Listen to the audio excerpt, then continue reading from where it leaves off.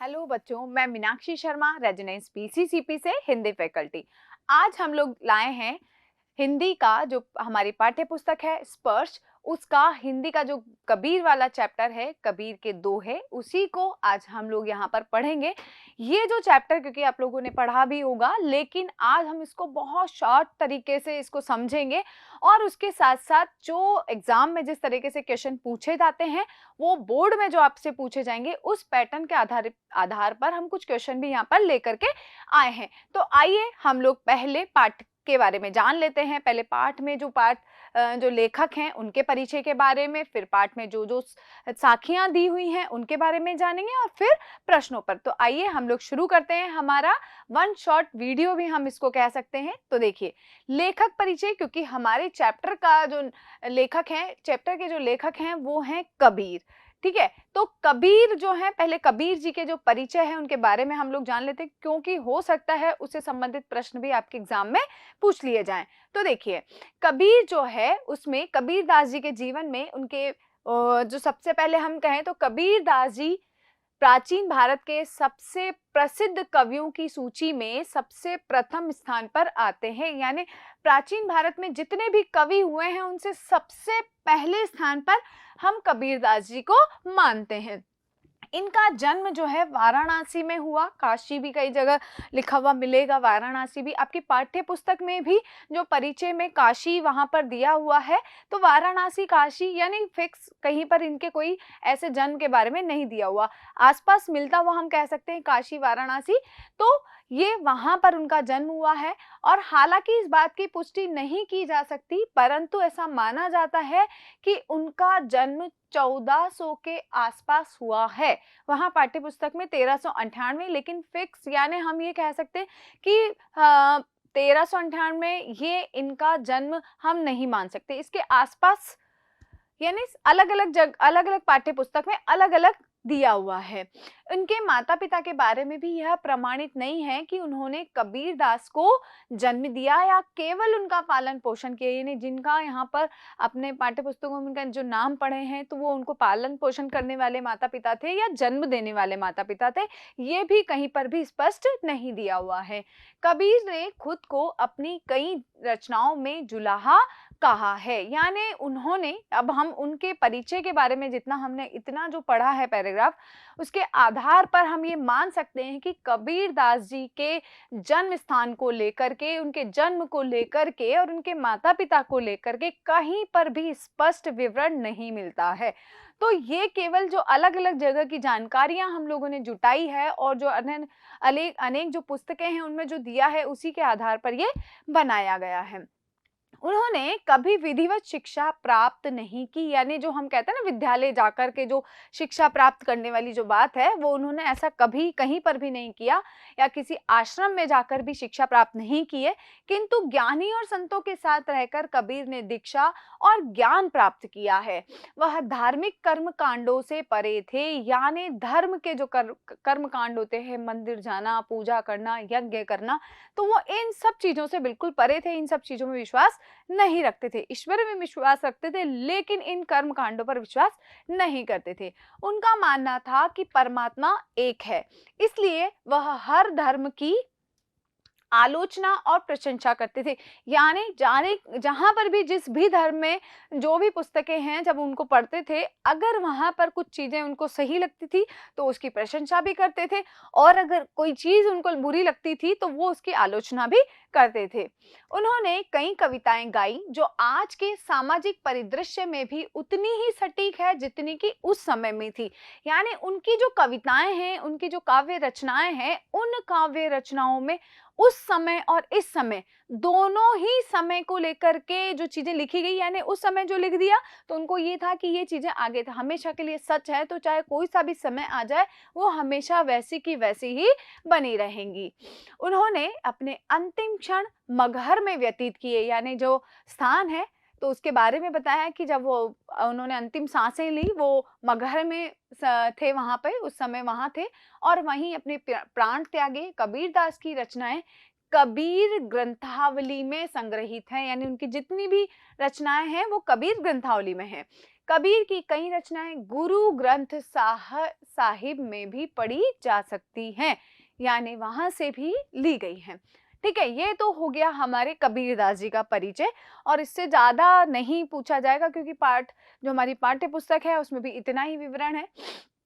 तो ये है। अब हम जानते हैं पाठ प्रवेश के बारे में। पाठ यानी पाठ में और क्या क्या चीजें, क्या क्या जानकारी हमें दी हुई है उसके बारे में।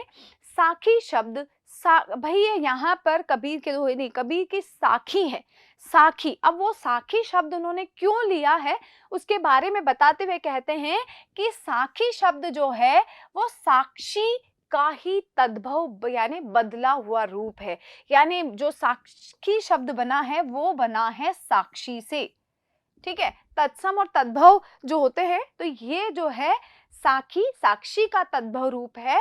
साक्षी शब्द साक्ष्य से बना है। साक्ष्य यानी सबूत, प्रमाण जो है, जिसका अर्थ होता है प्रत्यक्ष ज्ञान, अर्थात जो ज्ञान सबको स्पष्ट दिखाई दे, यानी साक्षात जाकर के हमने जिसको देखा हो, जो प्रमाण रूप में प्रस्तुत हो, यानी इसका अर्थ भी दिया हुआ है प्रत्यक्ष ज्ञान। प्रत्यक्ष ज्ञान का मतलब है सामने देखा हुआ। ठीक है, यह प्रत्यक्ष ज्ञान गुरु द्वारा शिष्य को प्रदान किया जाता है। अब ये जो साखी यानी जो साखी के माध्यम से जो ज्ञान दिया गया है वो गुरु अपने शिष्य को बिल्कुल सामने ही दिखा करके देता है, यानी बिठा भी रहा है और उस चीज को कहते हैं ना एक प्रैक्टिकल करके दिखाना, तो प्रैक्टिकल वो सामने दिखा भी रहे। इस तरीके का ज्ञान जो है वो साखी कहलाता है। संत यानी सज्जन संप्रदाय, समाज में संत संप्रदाय में अनुभव ज्ञान यानी सज्जन समाज जो होते हैं, जो उच्च अच्छे लोगों का जो समाज होता है, में अनुभव ज्ञान का ही महत्व है। यानी आप कोई भी ज्ञान अगर किसी को दे रहे हैं तो वो अनुभव के आधार पर दिया जाता है। शास्त्रीय ज्ञान अर्थात जो वेद हैं, पुराण हैं, इनके इत्यादि का नहीं दिया जाता, यानी इनके द्वारा भाई सिर्फ हमने उनमें वहां पर ऐसा पढ़ा था, वहां पर ऐसा पढ़ा था, वो ऐसा ज्ञान नहीं देते हैं। वो सीधे सामने दिखाते हैं कि ये देखो ये इस तरीके से ये चीज सीखी जा सकती है। कबीर का अनुभव क्षेत्र बहुत अधिक फैला हुआ था, अर्थात कबीर जगह जगह घूमकर प्रत्यक्ष ज्ञान प्राप्त करते थे। उन्होंने बहुत भ्रमण किया और उस भ्रमण के दौरान जो है उन्होंने बहुत अनुभव प्राप्त किए, और वो जो अनुभव थे उनके प्रत्यक्ष थे। इसीलिए उनके द्वारा रचित साखियों में अवधी, राजस्थानी, भोजपुरी और पंजाबी भाषाओं के शब्दों का प्रभाव स्पष्ट दिखाई देता है। वो ये कहना चाहते हैं भाई जहाँ जहाँ गए वहाँ की जो भाषाएं हैं उन भाषाओं के साथ भी उनका संपर्क हुआ, और जब संपर्क हुआ तो उनकी रचनाएं थी, तो उन रचनाओं में उन भाषाओं का भी उपयोग किया गया है। और इसी कारण उनकी भाषा को पचमेल खिचड़ी यानी 5 भाषाओं का या 5 से अधिक भाषाओं की खिचड़ी के अर्थात अनेक भाषाओं का मिश्रण कहा जाता है। और कबीर की भाषा को सद्धुकड़ी भी कहा जाता है। तो ये प्रश्न भी बन सकता है कि कबीर की जो भाषा है उसको किस नाम से जाना जाता है, तो पचमेल खिचड़ी के नाम से और सद्धुकड़ी भी कहा जाता है। ठीक है, तो ये हमारे उनकी भाषा के बारे में थे। अब उन्होंने जो दोहा छंद का, उन्होंने ये जो साखी में दोहा छंद का जो प्रयोग किया है उसके बारे में बताया गया है कि साखी वस्तुतः दोहा छंद ही है, जिसका लक्षण है 13 और 11 के विश्राम से 24 मात्रा। यानी दोहा छंद में 24 जो है वर्ण और उसमें होते हैं, और 24 वर्णों में 13 और 11 पर विश्राम लिया जाता है। अब वो 13 और 11 कहाँ पे? पहले व तीसरे चरण में 13 वर्ण और दूसरे और चौथे चरण में 11 वर्ण के मेल से 24 मात्राएं इस दोहा छंद में होती है। प्रस्तुत पाठ की साखियां प्रमाण है कि सत्य को सामने रख करके ही गुरु शिष्य को जीवन के व्यवहारिक ज्ञान की शिक्षा देता है। अब ये जो साखियां यहाँ पर कबीरदास जी की हैं, तो उसमें ये चीज इन्होंने स्पष्ट की है कि सत्य को सामने रखकर ही गुरु शिष्य को जीवन के व्यवहारिक ज्ञान की शिक्षा देता है। आगे यह शिक्षा जितनी अधिक प्रभावशाली होगी उतनी ही अधिक याद रहेगी। यानी अगर एक शिक्षक अपने शिष्य को व्यवहारिक ज्ञान जो है पूरे प्रमाण के साथ पढ़ाता है, तो हम कह सकते हैं कि जितना वो जो उनका शिक्षक का जो तरीका होगा वो इतना प्रभावशाली भी होगा और उसके साथ साथ लंबे समय तक याद रखने योग्य भी होगा, यानी वो उसको भूल नहीं पाएगा। तो ये तो था हमारा ये जो साखी है इसके बारे में विस्तृत विवरण। अब हम जो हमारे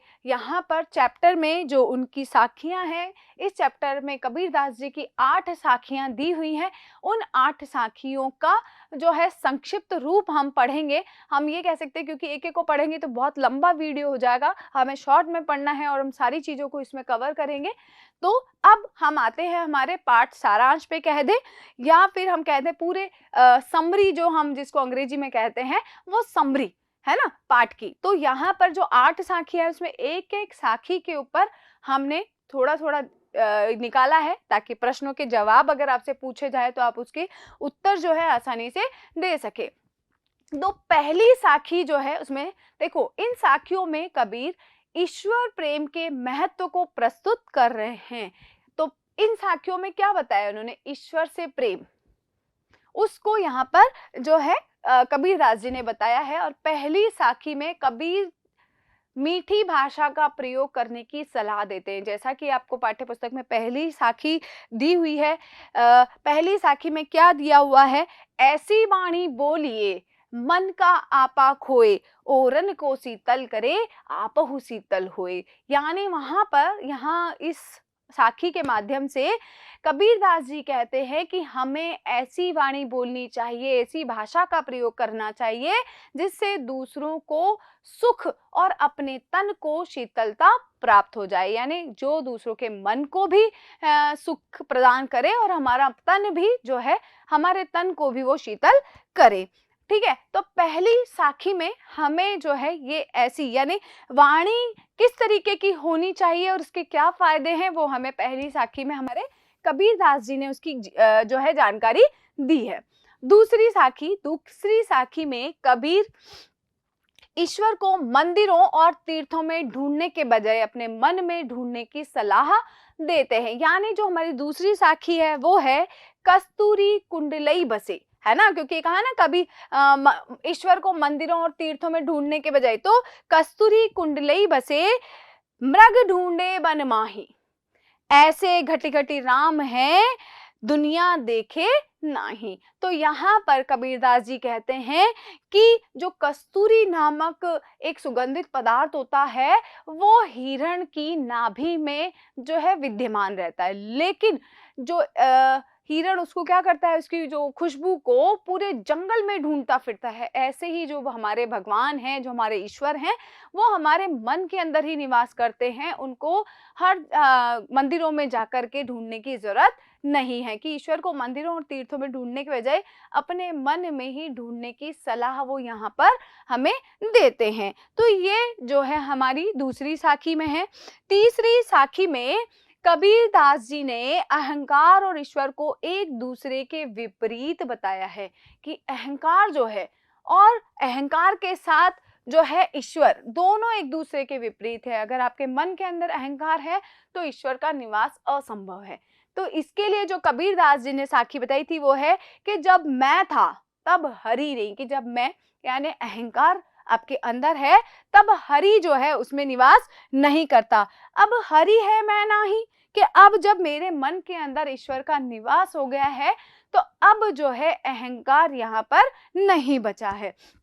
तो जैसा कि हमें कि अहंकार है तो ईश्वर नहीं है, और जब ईश्वर है तो अहंकार नहीं है। आगे कहा कि सब अंधियारा मिटी गया, सब अंधियारा मिटी गया जब दीपक देखा माही, यानी जब मैंने दीपक ईश्वर के ज्ञान रूपी प्रकाश को जब मैंने देख लिया तो मेरे मन का जो अहंकार था, जो अंधेरा था, वो मिट गया है और अब केवल ईश्वर ही मेरे मन के अंदर निवास करते हैं। तो ये हमारी तीसरी साखी में यहाँ पर कबीरदास जी ने बताया है।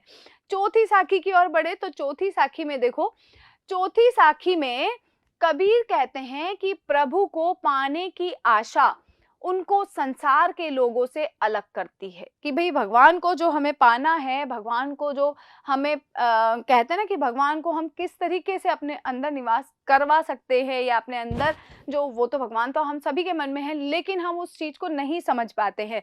तो वही चीज यहाँ पर चौथी साखी में कबीरदास जी कहते हैं, तो कबीरदास जी ने यहाँ कहा कि सुखिया सब संसार है, सुखिया सब संसार है, खाए अरु रोए।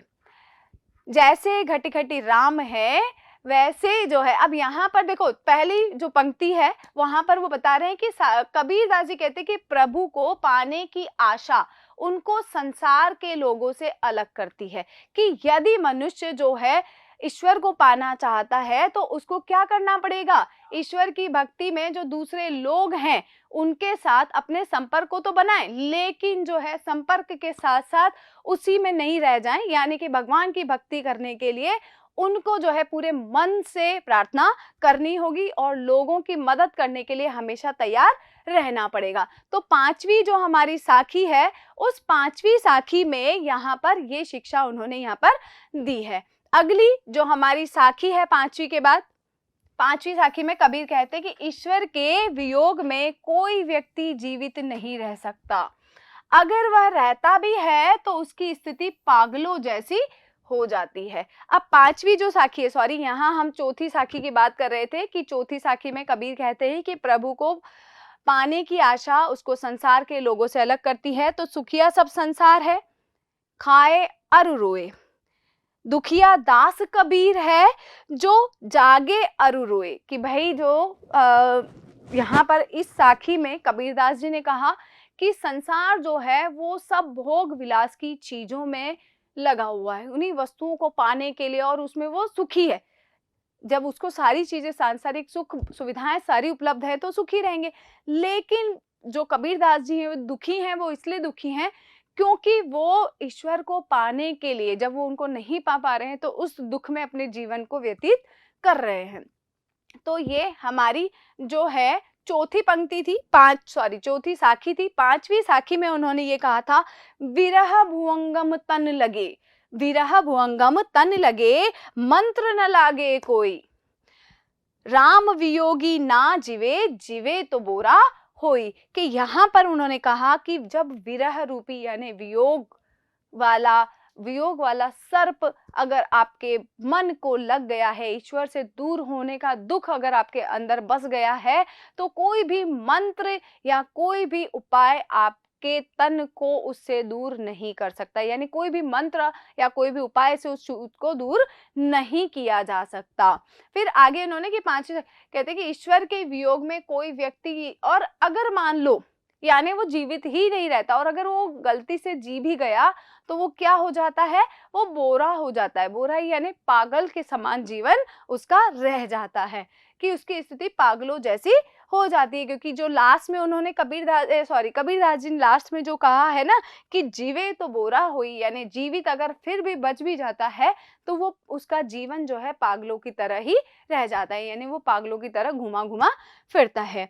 छठी जो हमारी साखी है उसमें कहा गया है कि साखी में कबीर जो है निंदा करने वाले लोगों को हमारे स्वभाव परिवर्तन में मुख्य मानते हैं। निंदा यानी जो बुराई करने वाले लोग हैं, निंदक नियड़ा राखिए, आंगन कुटी छवाए, बिन सावण पानी बिना निर्मल करे स्वभाव।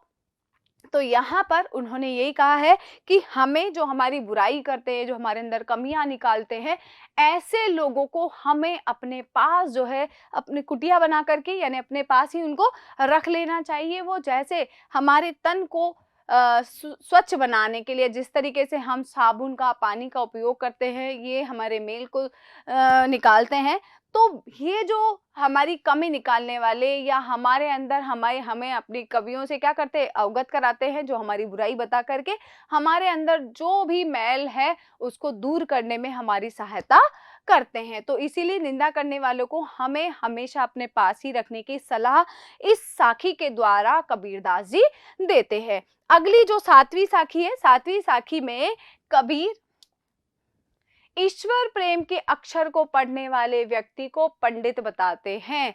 यानी यहाँ पर हम जो कबीर जी की जो साखी है उसमें कहा है, पोथी पढ़ी पढ़ी जब मुआ, पंडित भया न कोई, एक ही अशीर पीव का, पढ़े सो पंडित होए। तो यहाँ पर कि बहुत जिसने खूब सारी पुस्तकें पढ़ ली है, बहुत ज्ञान प्राप्त कर लिया है, लेकिन वो भी पंडित नहीं बन पाया। क्यों नहीं बन पाया?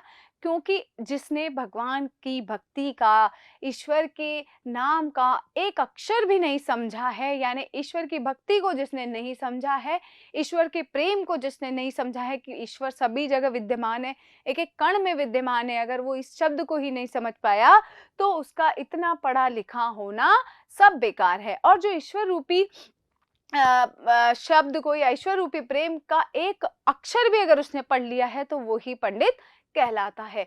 यानी ईश्वर प्रेम की भक्ति, यानी ईश्वर की जो भक्ति है जिसको समझा उसी को यहाँ पर पंडित जो है कबीरदास जी ने बताया है। और जो हमारी अंतिम साखी है कि यदि ज्ञान प्राप्त करना है तो मोह माया का त्याग करना पड़ेगा। जो हमारी कबीरदास जी की जो 8वीं और अंतिम साखी है उसमें उन्होंने कहा कि हम घर जाल्या आपना जय लिया मुराड़ा हाथी, अब घर जालो तास का जय चले हमारे साथी। कि मैंने क्या कर लिया है, कबीरदास जी ने क्या कहा कि उन्होंने कहा कि मैंने अपने अंदर जो अहंकार रूपी, जो अहंकार मोह माया रूपी जो घर मेरे मन के अंदर था, वो मैंने उसको क्या कर दिया है, जला दिया है। और अब इस मार्ग पर जो चलना चाहता है तो मैं उसके अंदर भी ये सारी चीजों को जलाने के लिए वो मेरे साथ हो जाए और मैं उसकी भी ये सारी चीजें जला दूंगा। यानी घर किसका प्रतीक बताया गया है? तो घर यहाँ पर अहंकार मोह माया से ग्रसित बताया गया है। और अगर जो भी मेरे साथ इस पथ पर चलेगा तो मैं उन सभी के इन अहंकार और मोह माया को समाप्त कर दूंगा। और मैंने तो ये अंत में कि मोह माया का त्याग करना, अब हमें ईश्वर की प्राप्ति करनी है तो हमें इस मोह माया का त्याग तो करना ही पड़ेगा। तो ये कबीरदास जी की जो 8 साखियां थी तो उसका हम संक्षिप्त में विवरण हम लोगों ने यहाँ पर पढ़ा।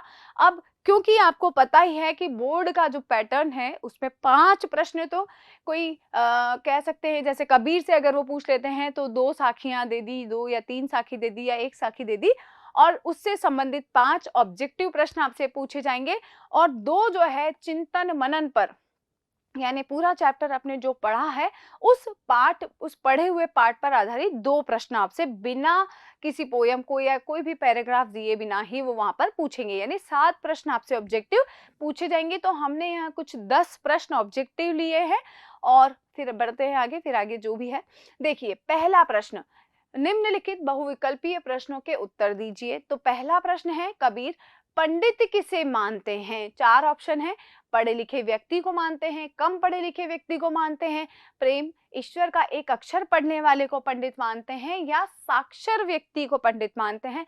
जैसा कि हमने जो हमारी अंतिम साखी थी तो उस आधार पर, सॉरी अंतिम नहीं, 7वीं जो थी, पोथी पढ़ पढ़ जब हुआ पंडित भयानक कोई, एक अशीर पीव का पढ़े सो पंडित होए। तो उसके आधार पर हमारा जो आंसर है वो है कि ईश्वर का एक अक्षर, प्रेम का ईश्वर का एक अक्षर पढ़ने वाला ही पंडित कहलाता है। दूसरा प्रश्न है, यहाँ घर किसका प्रतीक है? तो यहाँ पर निवास स्थान का प्रतीक है, विपत्तियों का प्रतीक है, विशेष सांसारिक मोह माया का प्रतीक है, या संसार का प्रतीक है? तो यहाँ जो घर है, जो अंतिम साखी थी, तो वो घर के लिए विशेष सांसारिक जो मोह माया है उसका प्रतीक बताया गया है। तीसरा प्रश्न है, मुराड़ा शब्द का क्या अर्थ है? मुराड़ा शब्द में जलता हुआ घर है, जलता हुआ अहंकार है, जलती हुई लकड़ी है, या जलता हुआ संसार है? तो इसका मुराड़ा शब्द का अर्थ है हमारा जलता हुआ संसार। ठीक है। प्रश्न नंबर 4 देखिए, कवि का घर जलाने से क्या आशय है? यानी जो कवि ने कहा है घर जलाना, तो उन्होंने किसी का घर तो नहीं जलाया, तो ऐसा कहने के पीछे उनका क्या आशय था? धन दौलत को जलाना, परमात्मा के मार्ग को प्रकाशित करना, हमेशा त्याग के लिए तत्पर रहना, या लोभ माया मोह घृणा को जलाना? तो घर जलाने का आशय है यहाँ पर कबीरदास जी का लोभ माया मोह घृणा को जलाना। प्रश्न नंबर 5, कबीर की भाषा बताइए। तो हमने पढ़ा ही है, कबीर की जो भाषा है वो है पचमेल खिचड़ी या फिर सदुकड़ी। ठीक है। अगला प्रश्न है, बिरह भुवंगम तन बसई मंत्र न लागे कोई। का भाव स्पष्ट कीजिए कि इस पंक्ति का क्या आशय है, क्या अर्थ है। तो इस पंक्ति का आशय है कि जब विरह रूपी जो है, अगर विरह रूपी विष आपके अंदर है तो उसको दूर करने का कोई उपाय या कोई मंत्र नहीं है कि जब शरीर में किसी के से बिछुड़ने का दुख हो तो कोई दवा या मंत्र काम नहीं करती। तो हमारा जो इसका उत्तर है वो है ए। ठीक है, प्रश्न नंबर 7 जो है वो है, विरही मनुष्य की स्थिति कैसी होती है? वो बहुत खुश रहता है, वह रोता है, उस पर कोई उपाय असर नहीं करता, या फिर वह पागलों जैसा हो जाता है। तो इसका सही है कि अगर विरही मनुष्य है तो विरही मनुष्य की स्थिति बिल्कुल पागलों जैसी हो जाती है। प्रश्न नंबर 8 है, जीवई तो बोरा होई, कि अगर वो जी भी जाता है तो कैसा बोरा है, यानी पागल हो जाता है। तो जीवित नहीं रहता है, जीवित रहता है तो पागल जैसा हो जाता है, या जीवित रहने पर सुखी नहीं रहता या मर जाता है। तो सही उत्तर है हमारा जीवित रहता है लेकिन पागलों जैसा हो जाता है। प्रश्न नंबर 9 है, राम का वियोगी कौन होता है? तो राम का वियोगी जो पूजा पाठ करता है, जो राम को नहीं मानता, जो ईश्वर के अस्तित्व को मानता है, या वियोगी, राम से वियोगी यानी जो ईश्वर को पाने के लिए हर प्रकार का प्रयास करता है, यानी ईश्वर जब उसको प्राप्त नहीं हो रहा तो वो उसको प्राप्त करने के बहुत प्रयास करता है। तो ये इसका उत्तर होगा, उत्तर नंबर डी। अगला प्रश्न है, मंत्र का अर्थ है। मंत्र का क्या अर्थ है? तो मंत्र का अर्थ है उपाय। सॉरी, ये इसमें गलत लगा रखा है। मंत्र का अर्थ होता है उपाय, कि भाई कोई मंत्र उसको नहीं लगता है, यानी कोई उपाय जो है उसको नहीं लगता है। तो ये हमारे जो ऑब्जेक्टिव 10 प्रश्न हम लोगों ने यहाँ पर जो है अलग से निकाले हैं कि ताकि आप लोगों को इससे कुछ हेल्प मिल सके। अब उसके अतिरिक्त भी आपसे एग्जाम में 3 प्रश्न जो हैं पद्य भाग से पूछे जाएंगे। 3 में से कोई 2 प्रश्न आपको करने होंगे 3-3 मार्क्स के। तो उसी से मतलब मिलते जुलते भाई कुछ मिल जाए आपको वहां पर मदद मिल जाए, तो ऐसे हमने कुछ 10 प्रश्नों का संकलन यहाँ पे किया है, तो उनको भी हम डिस्कस कर लेते हैं। पहला प्रश्न है, मीठी वाणी बोलने से क्या लाभ होता है? तो जैसा कि हमारा पहली ही साखी में ये दिया था कि अहंकारी व्यक्ति अपनी कड़वी बातों से खुद तो परेशान होता ही है, दूसरों को भी कष्ट पहुंचाता है। वहीं मीठी वाणी बोलने वाला व्यक्ति स्वयं भी शांत रहता है और अपनी विनम्र बोली से दूसरों के मन को भी खुशी देता है। मीठी वाणी से सुनने वाले तथा बोलने वाले दोनों को ही सुख मिलता है, इसीलिए हमेशा जो है मीठी वाणी का ही प्रयोग करना चाहिए। प्रश्न 12 यानी दूसरा प्रश्न हमारा, संसार में कौन दुखी है और कौन सुखी है? तो संसार के विषय विकारों में लिप्त मनुष्य ईश्वर को भूल खाने और सोने में मस्त है। भाई संसार के जितने भी विषय विकार हैं, यानी सुख सुविधाओं में जो मनुष्य लगा हुआ है भोग विलास की, तो मनुष्य जो है ईश्वर को तो भूल गया और खाने और सोने में ही व्यस्त है, मस्त है उसी में। उसके लिए सांसारिक भोग विलास ही सत्य है, वो उसी में लगा हुआ, उसको और चीजों से कोई मतलब नहीं है। वहीं इसी को सुख मान करके खुश है, जबकि कबीर को संसार की असारता का ज्ञान है कि ये जो है सब कुछ बेकार है, मनुष्य ने जन्म लिया है इन्हीं में लगा रहेगा तो उसको कोई भी प्राप्ति नहीं होगी, क्योंकि इस संसार की कोई सारता नहीं है, जिसकी वजह से वह संसार की दुर्दशा देख करके दुखी होते हैं और रोते रहते हैं। प्रश्न नंबर 13 है, निंदक के समीप रहने से क्या लाभ होता है, यानी क्या फायदा रहता है अगर कोई बुराई करने वाला आपके साथ रहता है? तो कि जिस तरह साबुन व पानी वस्त्र से सारे दाग निकाल देते हैं, उसी तरह निंदक भी हमारी कमियों से हमें अवगत कराता है, और यदि हम उन कमियों को दूर कर लें तो हमारा स्वभाव भी वस्त्र के समान निर्मल हो जाता है। प्रश्न नंबर 14 है, विरह का सर्प वियोगी की क्या दशा कर देता है? कि विरह रूपी सर्प अगर लग गया है तो वियोगी क्या दशा कर देगा, उसकी क्या हालत कर देगा? तो विरह एक ऐसे सर्प के समान है जो अगर किसी को जकड़ ले यानी उसको पकड़ ले तो उसे कोई मंत्र भी मुक्ति नहीं दिला सकता। ईश्वर के विरह में भक्त भी या तो प्राण त्याग देता है या फिर पागल हो जाता है, जैसा कि हमारी साखी में दिया हुआ था। अगला प्रश्न है, हर प्राणी में राम के बसने की तुलना किससे की गई है? तो राम का वास घट घट यानी हर कण कण में, घट घट अर्थात प्राणी यहाँ तक कि कण कण में भी है, भगवान का हर जगह ही निवास है। परंतु मनुष्य अपनी अज्ञानता और अहंकार के कारण यह बात नहीं समझ पाता। मनुष्य में ईश्वर का वास ठीक तरह से है, जैसे हिरण की ठीक उसी तरीके से है जैसे हिरण की नाभि में कस्तूरी नामक सुगंधित पदार्थ होता है और हिरण को उसका पता नहीं होता है। तो इस तरीके से हमारी ये जो प्रश्न 15 है उसके उत्तर आगे बढ़ते हैं। प्रश्न नंबर 16 में कस्तूरी कहाँ होती है, मृग उसे कहाँ तलाशता है? तो देखो, कस्तूरी जो है मृग की नाभि में ही उपस्थित रहती है, लेकिन मृग को इस विषय की यानी इस ज्ञान की इस विषय में कोई ज्ञान नहीं होने के कारण वो उसको पूरे जंगल में, पूरे वन में तलाशता रहता है। ये प्रश्न नंबर 15 से रिलेटेड प्रश्न है। आगे प्रश्न नंबर 17, राम वियोगी की दशा कैसी हो जाती है, स्पष्ट कीजिए। तो राम का वियोग झेल रहे व्यक्ति की दशा दयनीय हो जाती है। कोई मंत्र या उपाय उसे ठीक नहीं कर पाता है, वह इस व्यथा की अधिकता को सह नहीं पाता है, यानी ये जो दुख उसको होता है वो उसको लंबे समय तक सहन नहीं कर पाता और अपने प्राणों से हाथ धो बैठता है। यदि ऐसा व्यक्ति मतलब या तो प्राणों का त्याग कर देता है, और अगर प्राण उसके त्याग नहीं होते यानी वो मरता नहीं है, जीवित रहता है, तो उसकी स्थिति पागलों के समान होती है और वह राम से मिलकर के ही स्वस्थ हो सकता है। अगला प्रश्न है, कबीर की साखियों से क्या शिक्षा मिलती है? इस तरीके के प्रश्न भी जो है एग्जाम में बहुत पूछे जाते हैं, तो इसीलिए हमने इस प्रश्न को भी शामिल किया है कि कबीर की साखियां हमें जहां व्यवहारिक ज्ञान देती हैं, वहीं हमें जीवन मूल्यों से भी परिचित करवाती हैं। वे मीठी वाणी को एक मरहम बताते हैं जो बोलने वाले तथा सुनने वाले दोनों को ही शांति का अनुभव कराती हैं। वे संसार की नश्वरता और नश्वरता से पाठक को अवगत कराते हुए समझाती हैं कि विषय विकार से मुक्त होकर के ईश्वर प्राप्ति का यत्न करना चाहिए, ईश्वर प्राप्ति का प्रयास करना चाहिए। निंदक को साबुन मानकर उसे अपनी बुराइयों को दूर करने का साधन समझ करके अपने साथ रखना चाहिए। ईश्वर कहीं और नहीं, मनुष्य के हृदय के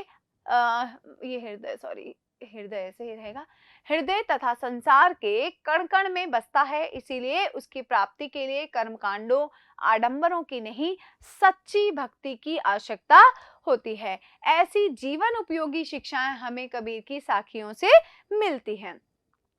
प्रश्न नंबर 19 में मन में आपा कैसे उत्पन्न होता है? आपा खोने के लिए कबीर क्यों कह रहे हैं?